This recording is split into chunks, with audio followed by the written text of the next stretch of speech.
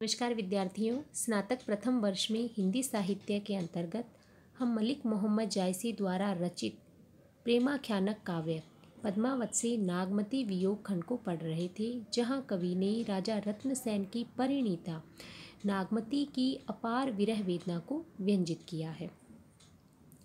आज हम जिस काव्यांश को पढ़ने जा रहे हैं, उस काव्यांश में कवि ने ज्येष्ठ और आषाढ़ की भयंकर गर्मी में जो नागमती की दशा होती है, उस दशा को अत्यंत ही मार्मिकता के साथ चित्रित किया है। चलते हैं विद्यार्थियों व्याख्या की तरफ। तपे लाग अब जेठ आषाढ़ी, भेमो कह यह छाजनी गाढ़ी, तन तिनु बर भा झूरो खरी, भे बिरहा आगरी सिर परे, साठ नाही लगी बात को पूछा, बिनु जिय भयउ मुँह तन छूछा, बद्ध नाही और कंध न कोई, बाक न आव कहों के हिरोई, ररी दुबरी भई टेक बिहूनी, थंब नाही उठी सके न थूनी, बरिस ही नैन चुवही घर माहा, छप्पर छपर होय बिनु छाहा, कोरे कहाँ ठाठ नव साजा, तुम बिन कंतु न छाजन छाजा, अबहूँ दिष्टि दया करूँ, छानह तनु तजु घर आऊ, मदिल उजार होत है नवके आनी बसाओ। तो प्रस्तुत अवतरण में कवि जायसी ने ज्येष्ठ और आषाढ़ माह में अनुभूत होने वाली अपार विरह वेदना को वर्णित किया है।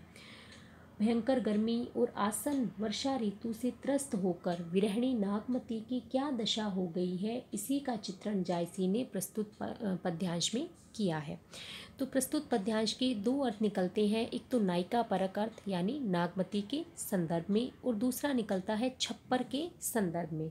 तो हम दोनों ही प्रकार के अर्थों को यहाँ देखेंगे। तो पहले हम देखेंगे नायिका परक अर्थ जो नागमती से संबंधित है।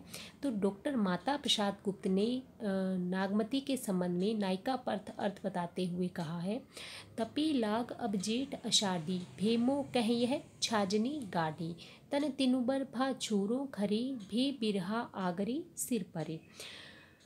अब ज्येष्ठ आषाढ़ी अर्थात ज्येष्ठ के अंत और आषाढ़ के प्रारंभ की गर्मी तपने लगी है, और मुझको अपनी छाजन यानी अपनी यह काया दुखदायक लग रही है। मेरा शरीर सूख कर बहुत हुआ तृण हो गया है, तिनके के समान हो गया। तन तिनु बरभा झूरो खरी, तिनके के समान हो गया है। मैं अत्यधिक संतृप्त हो रही हूँ, दुखी हो रही हूँ, और यह काया विरह से बढ़ावा पाकर मेरे सिर पर आ पड़ी है। भे बिरहा आगरी सिर परी, यह काया विरह से बढ़ावा पाकर मेरे सिर पर आ पड़ी है। साठ नहीं लगी बात को पूछा, बिनु जिय भयउ मुँह तन छूछा, मेरी स्थिति अच्छी नहीं है, इसलिए कौन मुझसे बातें पूछेगा, कौन मेरी सहायता करेगा। बिना जीव के खाली मेरा शरीर ऐंठ कर मूंज की रस्सी के समान हो गया है। बिना जीव के खाली मेरा शरीर, कहने का आशय है, नागमती कहना चाह रही है, मेरे जो प्राण है, मेरा जो जीव है, वह तो मेरे प्रिय रत्नसेन के साथ ही चला गया है। अब तो मैं शरीर मात्र ही शेष हूँ। बंध नाही और कंध न कोई, बात न आव कहाँ के ही रोई। इस संकट में न कोई मेरा बंधु है और न ही कोई कंधा है, यानी कोई सहारा देने वाला भी नहीं है। मेरे मुख से बोल भी नहीं निकल रहा है। मैं रोककर किससे अपनी व्यथा अपना दुख दर्द कहूँ। ररी दुबरी भई टेक बिहूनी, थंब नाही उठी सके न थूनी। मैं बिना रोक थाम के रटती रटती दुबली हो गई हूँ, मेरा स्तंभ थामने वाला भी कोई नहीं है, इसलिए मैं स्थूल कटे हुए पेड़ का धड़ हो गई हूँ। थंब नाही उठी सके न थूने, बरिस ही नैन चुवही घर माहा, छप्पर छपर होई बिनु छाहा। मेरे नेत्र बरस रहे हैं और संपूर्ण घर में चू रहे हैं, यानी मेरे नेत्रों से इतने आंसू बरस रहे हैं कि पूरा घर ही भर गया है। तुम्हारी छाया के बिना छप्पर छप्पर हो रही है। अब मेरा कौन है और वह कहाँ है जो मेरी काया छाजन का नया ठाठ सजा दे। कोरे कहाँ ठाठ नव साजा, कि जब मेरा प्रिय ही मेरे पास नहीं है तो कौन है जो मेरी इस शरीर को फिर से पल्लवित कर सकता है। तुम बिनु कंतन छाजन छाजा, कि तुम्हारे बिना तो मेरी इस काया रूपी छाजन का नया ठाट सजाने वाला कोई नहीं है। अब हूँ दिष्टि दया करूँ, छानहीन तजू घर आऊ, मंदिर उजार होत है, नवके आनी बसाओ। अब तो ममता की दृष्टि करो, दया की दृष्टि करो और अपने बंधनों को त्याग कर घर आ जाओ। मेरा मंदिर जो उजड़ रहा है, यदि तुम आ जाओगे तो तुम फिर से इसे नया करके फिर से बसा दोगे। तो ये तो हुआ नायिका परक अर्थ जो नागमती के संदर्भ में है। अब हम देखेंगे इसका छप्पर परक अर्थ। छप्पर से संबंधित जो अर्थ है जो डॉक्टर वासुदेव शरण अग्रवाल ने किया है वह इस प्रकार है विद्यार्थियों कि तपे लाग अब जेठ अषाढ़ी, भेमो कह यह छाजनी गाड़ी, कि अब जेठ और आषाढ़ी तपने लगी है, जेठ और आषाढ़ माह की गर्मी पड़ने लगी है। मेरे लिए छाजन दुखदाई हो गई है, यानी जो छप्पर है वह मेरे लिए अब कष्टदायक हो गया है। किस प्रकार कष्टदायक हो गया है? तन तिनुबर भा झूरो खरी, भे बिरहा आगरी सिर परी। इसका जो फैलाव है वह सिमट कर ढेर हो गया है। मैं इसके नीचे खड़ी सूख रही हूँ और इसकी जो अर्गला है जिससे हम दरवाज़ा बंद करते हैं, द्वार बंद करते हैं, वह अर्गला निकल गई है और द्वार खोलने वाले के सिर पर आ गिरती है। भे बिरहा आगरी सिर परी, यानी जो भी द्वार खोलने का प्रयास करता है उसके सिर पर वह अर्गला गिर पड़ती है। साठ नाही लगी बात को पूछा, बिनु जिए भयउ मुँहतन छूछा। इसमें सैंठे नहीं लगी है, बत्ते का तो कहना ही क्या, डोरी की न रह जाने से मूंज की ताने छूछी हो गई है। बंद भी नहीं रहे हैं और दीवार भी कोई नहीं है। बंद नाही और कंध न कोई, कंध यानी दीवार, बंद भी नहीं है दीवार भी नहीं है। बाक न आओ कहाँ के ही रोई, घड़ियाँ भी नहीं है किससे रोकर कथा कहूँ। ररी दुबरी भई टेक बिहूनी, थंब नाही उठी सके न थूनी। यह दुपेलिया छान अपने स्थान से सरक कर टेक विहीन हो गया है। इसमें जो थंब था वह अब नहीं रहा है, सहारे के लिए थूनी भी नहीं लग सकती। ये सारे शब्द विद्यार्थियों जो छप्पर से संबंधित है। जब हम एक छप्पर बनाते हैं तो उसके लिए किस प्रकार स्तंभ की ज़रूरत होती है, किस प्रकार उसको खड़ा रखने के लिए थूनी लगाई जाती है, इन सब बातें यहाँ पर छप्पर परक अर्थ में निकल रही है। बरिस ही नैन चुवही घर माहा, छप्पर छपर होई बिनु छाहा। अब यहाँ है कि इसके ऊपर धुआं निकलने के लिए जो धमाले बने हुए थे जिससे धुआं बाहर निकल जाता था, वे पानी बरसने पर अब घर में ही टपकते हैं। हे कंत, हे प्रिय, तुम्हारे बिना अब यह जो छाजन है, यह जो छप्पर है, वह छाया नहीं करता। कोरे कहाँ ठाट नव साजा, तुम बिन कंतु न छाजन छाजा। हे कंत, तुम्हारे बिना इस छान का नया ठाट कैसे बनेगा, तुम्हारे बिना छाजन नहीं छाई जा सकती। अब हूँ दिष्टि दया करूँ, छानहीन तजू घर आओ। तुम अब भी मुझ पर दया की दृष्टि करो और तुम घर चले आओ। मंदिर उजार होत है, नवके आनी बसाओ। यह जो मेरा घर रूपी मंदिर है यह तुम्हारे विरह में उजड़ता जा रहा है, तो तुम आकर इसे फिर से नया बसा दो। विशेष की बात करें विद्यार्थियों तो यहाँ पर वही अवधी भाषा का सौंदर्य, दोहा चौपाई छंद है और विप्रलंब श्रृंगार रस है और नागमती की अपार वियोग व्यथा की व्यंजना करना ही कवि का प्रमुख उद्देश्य रहा है। इस छंद में जहाँ हमने देखे कि दो प्रकार के अर्थ निकल रहे हैं, एक तो है नायिका परक अर्थ जो नागमती से संबंधित है और दूसरा है छप्पर परक अर्थ जो छप्पर के संबंध में है।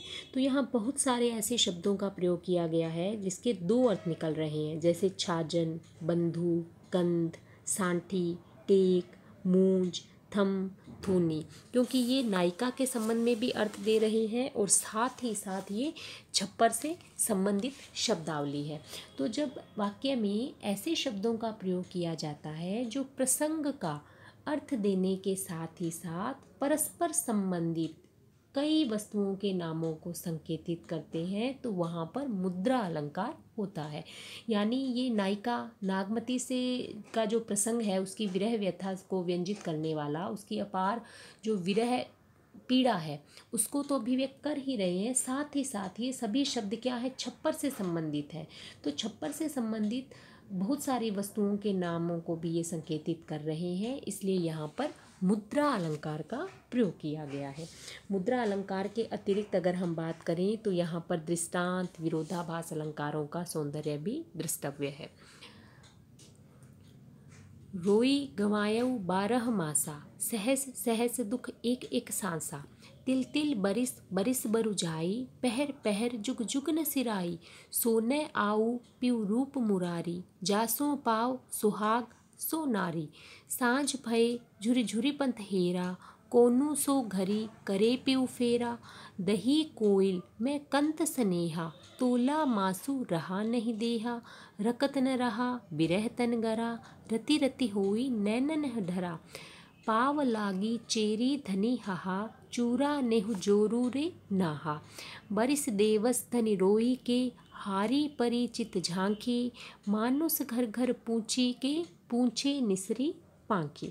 तो यहाँ विरहिणी नागमती की कातर विरह दशा को जायसी ने प्रस्तुत किया है। विरह में 12 मास तो जैसे तैसे करके उस विरहिणी नागमती ने पूरे कर लिए हैं और उसका प्रिय अभी तक नहीं आया है। अब वह अंत में घर घर जाकर उसके बारे में पूछती है और जब वहाँ से भी नागमती को कोई सूचना नहीं मिलती है तो वह वन के पक्षियों से अपने प्रिय का पता पूछने के लिए निकल पड़ती है। तो इसी प्रसंग को यहाँ जायसी ने चित्रित किया है। तो संदर्भ हमारा पूर्वत ही है। रोई गंवायऊ 12 मासा, सहस सहस दुख एक एक सांसा। तिल तिल बरिस बरिस बरु जाई, पहर पहर जुग जुग न सिराई। इस प्रकार विरह में रो रो कर उस विरहिणी नागमती ने 12 महीने तो जैसे तैसे व्यतीत कर लिए। उसकी एक एक सांस से हजारों प्रकार का दुख व्यक्त हो रहा था। विरह में उसके लिए एक एक पल काटना कठिन हो रहा था। एक एक क्षण वर्ष की भांति लंबा हो गया था।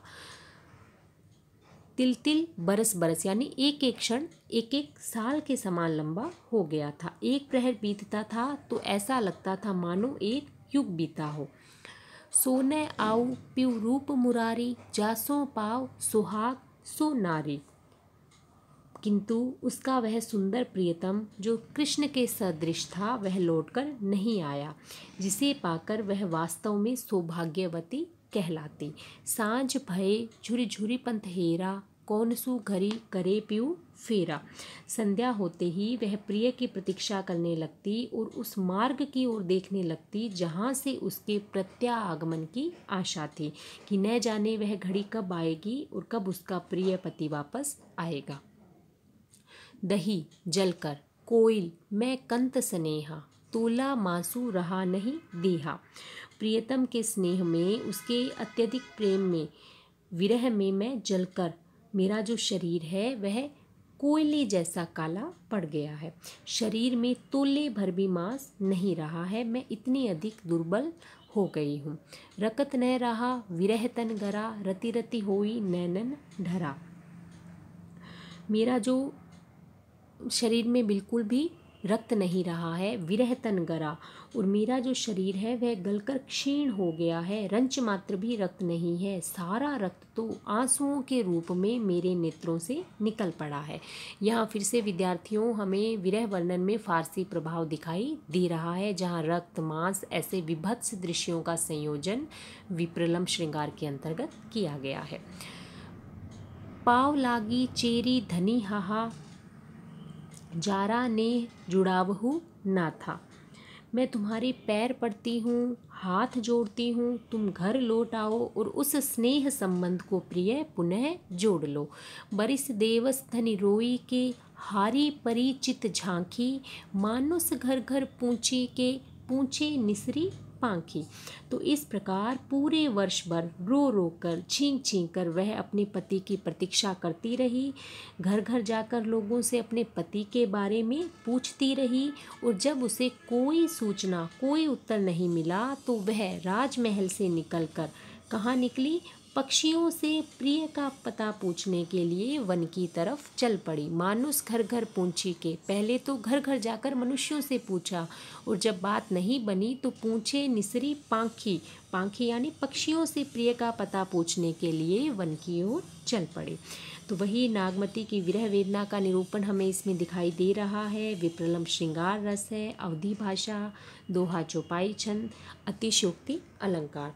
और यहाँ हमें जो विरह की उद्वेग, चिंता, अभिलाषा आदि दशाएं हैं उनका चित्रण भी देखने को मिल रहा है। तो आज के वीडियो में इतना ही। धन्यवाद।